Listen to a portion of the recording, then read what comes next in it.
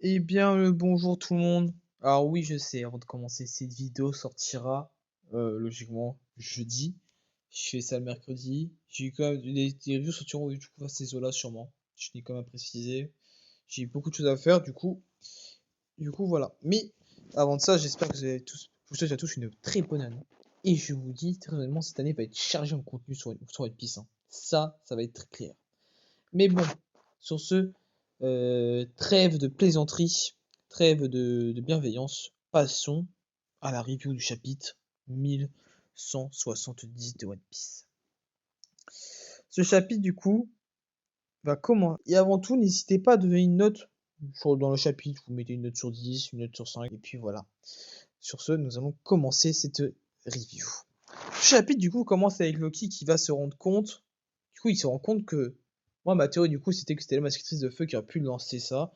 Finalement, non. On se rend compte que c'est le marteau qui est animé par lui-même. Le marteau est du coup animé par lui-même, par quelque chose. Mais ça, on va revenir plus tard par quoi il est animé. Qu'est-ce qui le contrôle? Ça, on va revenir plus tard. Et du coup, d'ailleurs, on va remarquer que Raknir, il est très puissant. On a vu ce qu'il faisait. C'est quoi ce marteau de fou du bus là? Du coup, Harald, après, avec tout ce qu'on voit juste avant, Harald va nous informer du coup que si personne n'a réussi à manger le fruit du démon, c'est si personne n'a pu manger ce fruit du démon, c'est justement parce que comment dire, si personne n'a pu manger ce fruit du démon, c'est parce que Ragnir, bah, les gens n'étaient pas dignes. Et on va revenir à ce mot-là plutôt, excusez-moi. Et retenez bien ce moment-là, de toute façon, je vous le redirai. Mais il a dit, ce fruit qui est considéré comme un trésor national, c'est car personne n'en a été jugé digne par Ragnir. Et ça, faut bien le retenir pour la suite. Et après, du coup, on voit Shanks et Gaban qui vont trancher la jambe d'Aral. Et du coup, Gaban va nous expliquer, on s'en doutait, mais il va nous expliquer qu'en fait, du coup, le fait qu'ils aient le HDR, les utilisateurs de HDR sont le point faible, du coup, naturellement, c'est les points faibles du coup, des chevaliers divins qui ont la régénération. Mais du coup, logiquement, ça va être pareil pour le Gorosei, mais peut-être plus compliqué pour le Gorosei, je pense que ça va être plus poussé. Parce qu'on a vu que le fil est sûrement utiliser du HDR, et ouais, pourtant il les a pas trop baissés. Je pense qu'il y aura un autre truc pour le Gorosei, bien évidemment. Et après, du coup, on sait pourquoi Saint-Somers, excusez-moi du mot, hein, mais c'était chier dessus quand il y avait Gaba, non? C'est parce qu'en fait, il venait, il voulait récupérer les Shanks. Ces mecs-là, quand même, faut quand même le dire, ils n'ont pas de. Ils n'ont pas de. Ils se gênent pas, hein, parce que franchement, aller faire chier Roger, faut le faire, hein. Mais bon, ça prend un débat, putain, ils ont peur de rien, eux, hein. Du coup, en tout qu'il a dû se faire traumatiser comme ça, hein, parce qu'il s'est fait chier dessus par Gaban des tonnes de fois, hein. Et d'ailleurs, Shanks, avec tout ce que lui raconte Gaban, Shanks se dit que sa vie il fait froid dans le dos. Shanks, on dirait qu'il est dégoûté un peu de son passé, de ses origines. Alors encore une fois, hein, comme a dit un grand homme, euh, on ne fait pas comment dire, on ne tient pas crime de nos parents. Mais bon, c'est encore un débat. Et du coup, Shanks, encore une fois, ceux qui disent que Shanks est un méchant, je n'y crois pas. Ceux qui disent que Shanks n'a rien dit à Ral, mais en fait, Shanks, s'il était sur les baffes, pour moi, c'était justement pour ça, hein. On sait qu'il était parti, et pour moi, c'était justement pour ça. Et on le voit, hein, Shanks va à tout prix sauver Harald, mais Gaban lui rappelle quelque chose de très important, c'est que les propos qu'il disait concernant les chevaliers divins, c'est des cas désespérés. Et Gaban ne dit rien que du coup, les espoirs actuellement se retrouvent du côté de Loki. Et après, nous allons repasser avec Loki. Et voilà. Rappelez-vous de ce que j'ai dit. Il faut se rappeler d'un moment. Et ce moment en question, c'est quand j'ai dit que personne n'avait été jugé digne par Ragnir. On a vu que Loki, pour être jugé digne de Ragnir, a dû donner un coup avec son marteau, d'ailleurs qui s'est brisé en mille morceaux. Il s'est désintégré le marteau. Et puis de marteau à la fin. Son marteau s'est désintégré, enfin comme vous voulez. Il n'y avait plus rien. En tapant sur du coup Ragnir. Du coup après on voit que Ragnir, on voit que la personne qui compte, on voit que celle qui contrôlait, enfin la personne qui contrôlait Ragnir, c'était une sorte de castor écureuil. Bon écoutez, ma foi, hein. Mais après pour en revenir là où je voulais en venir du coup, c'est que pour que Loki soit digne du marteau du coup Ragnir, il a fallu qu'il puisse lui faire mal, mal. Donc en gros a priori Loki, il a déjà réussi à faire plus fort que tous les anciens rois des baffes. Enfin, sûrement à part Harald. Et encore, ça se peut que. Je sais pas. Je vous avoue que. Ça, après, je vais revenir plus tard sur la puissance de Loki. Je vais revenir plus tard. Et après, des Harald qui massacre tout le monde. Bon, après, ça, c'est comme ça. Et par contre, du coup, après ça, Loki mange le fruit. Mais quand Loki mange le fruit, on voit une sorte d'ombre qui est qui est méconnaissable. On sait pas ce que c'est. Mais ces choses, on voit très bien qu'elle est immense. Et on voit Aral qui se fait, enfin, il se fait éteindre, il se fait démolir, il fait rien en fait. Et voilà. Alors, quand on regarde Gaban, lui n'a pas autant malmené Harald, hein. Et après, du coup, nous allons passer à le fou du démon de Loki. Malheureusement, ma théorie était fausse. Malheureusement, ce n'est pas ça. Et du coup, je vais en revenir à quel pourrait être le fruit de Loki. Alors, ce qu'il faut savoir, c'est que j'ai forcément en 4 jours de parution, forcément, j'ai vu 2-3 trucs sur One Piece. Et j'ai vu un client sur Instagram qui s'appelle Sinai. Justement, je vous mettrai, parce que vous devez sûrement le connaître hein, si vous connaissez One Piece. Je vais vous mettre ces réseaux là sur l'écran. N'hésitez pas à aller vous abonner. Et il parlait comme quoi ça pourrait être Dragon Nidhogg. J'ai juste entendu ça. Après, je me suis dit, je vais approfondir, je vais voir si ça peut être si ça concorde, si les choses concordent. Et du coup, je vais chercher des éléments qui pourraient concorder avec ça. Et j'en ai trouvé. Pour du coup le dragon, voilà, du coup pour faire simple, ce serait le fruit de Nidhogg. Et voilà, pour faire plus simple. Voici les éléments du coup qui pourraient me dire que ça pourrait être, qui pourrait être ça. C'est que Dragon Nidhogg du coup est en bas de l'arbre monde, tout comme Loki avec l'arbre d'Adam. Il est enchaîné à l'arbre d'Adam. Et il a aussi une forme de dragon serpent. Et bah l'image, dont je vous mettrai sur une petite image, bah c'est très clairement un dragon en forme de serpent. On sait que du coup, et après il y a un autre truc, c'est que Nidhogg, il déteste un aigle. Il déteste un aigle. Et du coup, qui pourrait faire un peu le lien avec Shanks. Parce qu'on sait qu'il n'aime pas trop Shanks. Après, Shanks, c'est plutôt pour ça par le griffon avec son épée. Mais j'ai trouvé ça que ça peut être intéressant. Et si je dis pas de bêtises, en gros, celui qui fait le lien entre les deux, bah, c'est un écureuil. Comme du coup pour Agnir, c'est une sorte d'écureuil castor, on va dire. Mais bon, c'est ce que j'ai trouvé et je trouve que ça pourrait bah, plutôt bien concorder. Je vois pas d'autre chose en vrai. Personnellement, je pense que ça va être ça, hein. Je ne vois pas d'autres éléments je vois pas des éléments qui iraient contre cette théorie. Et puis voilà.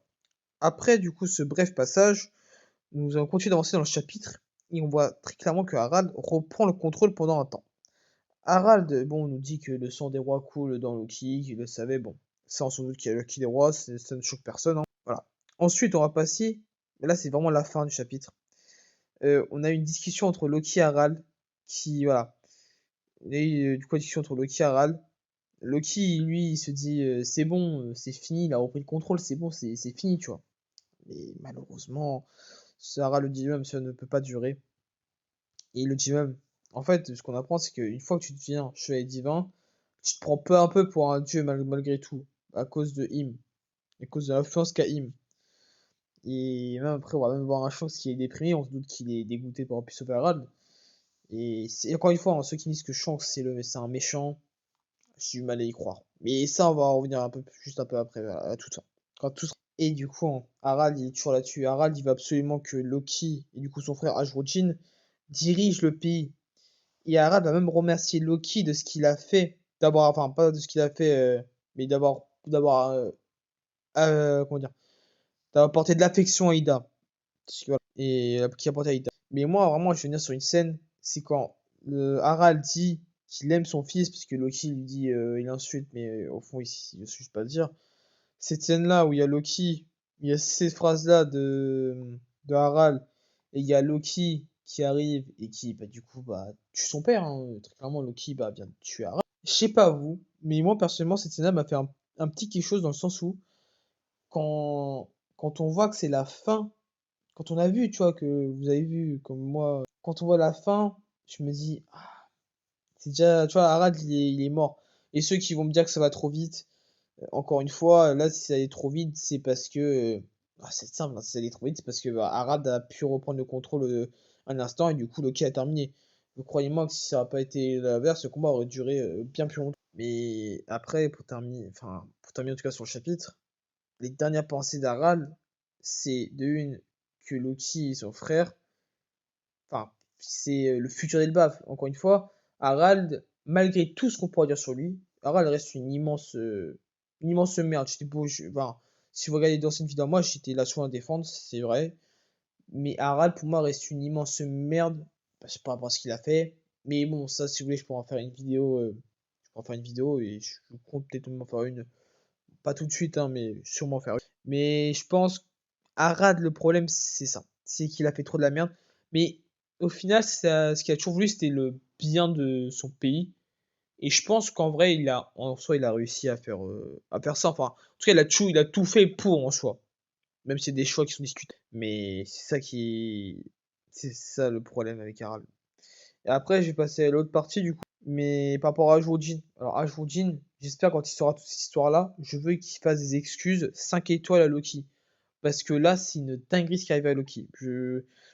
Si Ashwoodin apprend ça et qu'il ne fait pas d'excuses, Ashwoodin, ça va attraper sa veste et on va ouvrir son dossier. Je vais le dire, tiens, on va ouvrir le dossier Ashwoodin. Ça, c'est dit. Si jamais, voilà. Mais après, là, je vais parler de Shanks. Voilà, parce que Shanks, là, on a vu Loki, là. On a vu Loki et la puissance qu'il a. Il a un géo de fou, hein, parce que je sais pas si vous vous rappelez, dans un SBS, Oda avait montré comment Fujitora voyait Luffy. Et bon, il le voyait comme un golemon, quoi. Et par contre, quand tu vois comment Loki, il voit Shanks, il fait clairement la différence entre Shanks et Shamrock. Pour vous, Loki, c'est un géo de fou, un HDR de fou, parce qu'il y a un HDR de fou, c'est sûr. Un HDA, bah, logiquement, il doit être incroyable sur HDA aussi. Loki, c'est très clairement un mec à niveau Yonko.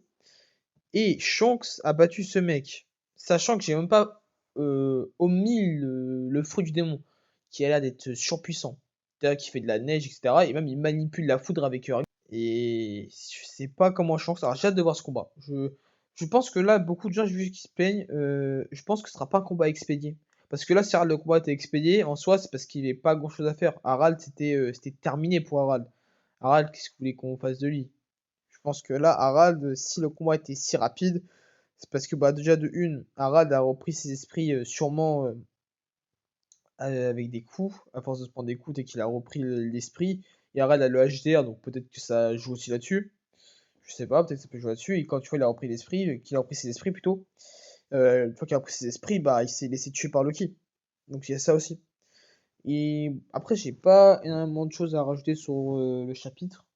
Alors, je sais pas si vous avez d'autres éléments que j'aurais pu oublier d'omettre, d'amener dans cette vidéo. Mais si vous en avez, bah, du coup, dites-les-moi, ce serait très intéressant. Mais du coup, bah, pour terminer, Loki, au final, il aura tout perdu en soi malgré lui. Dès sa naissance, il aura été jeté et abandonné par sa mère. La personne qui considéra comme sa mère, voilà, qui a considéré comme sa mère après, bah, s'est fait tuer, assassiné par la famille de sa vraie mère, du coup, on va dire, de sa mère biologique. Ensuite, il a dû tuer son père de ses propres mains. Et après, la personne qu'il admirait, Rox Dixebeck, enfin Davy Dixebeck, est morte. Donc, au final, Loki, c'est quelqu'un qui a porté tout le malheur d'Elbaf et de son peuple. Et en plus, on le voit parce qu'il a sûrement voulu tout mettre sur ses épaules.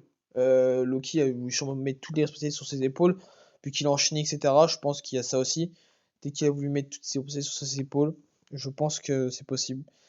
Mais en tout cas, voilà. Je pense que cette vidéo, voilà, je pense qu'elle sera tellement bien que d'autres. J'espère que vous serez compréhensif.